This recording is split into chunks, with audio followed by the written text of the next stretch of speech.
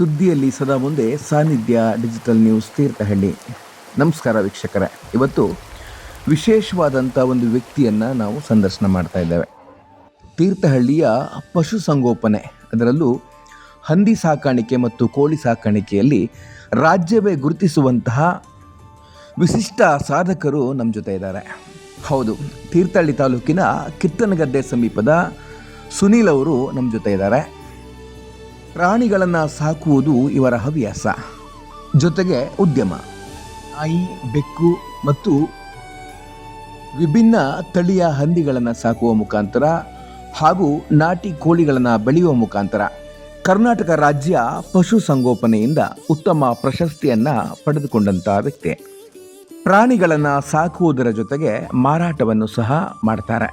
ಅದರಲ್ಲೂ ತೀರ್ಥಹಳ್ಳಿ ಭಾಗದಲ್ಲಿ ಹಂದಿ ಮಾಂಸವನ್ನು ಅತಿ ಶುಚಿತ್ವವಾಗಿ ಮತ್ತು ನೇರವಾಗಿ ಗ್ರಾಹಕರಿಗೆ ತಲುಪಿಸುವುದರಿಂದ ಸುನಿಲ್ ಅವರು ತೀರ್ಥಹಳ್ಳಿಯಲ್ಲಿ ಮನೆ ಮಾತಾಗಿದ್ದಾರೆ.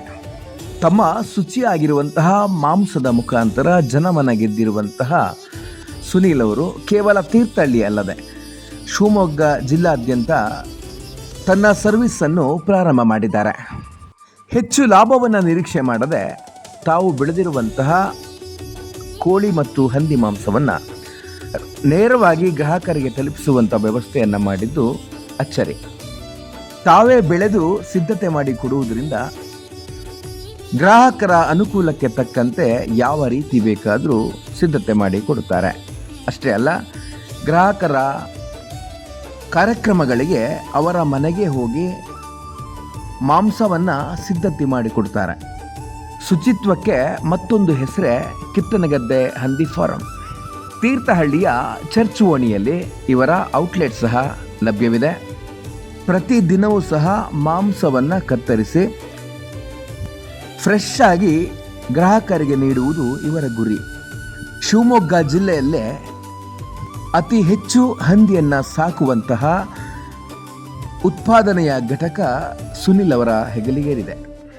ಸದಾಕಾಲವೂ ಪ್ರಾಣಿಗಳ ಜೊತೆ ಸಮಯವನ್ನು ಕಳೆಯುವ ಸುನಿಲ್ ತಾಲೂಕಿಗೆ ಮಾದರಿಯಾಗಿದ್ದಾರೆ.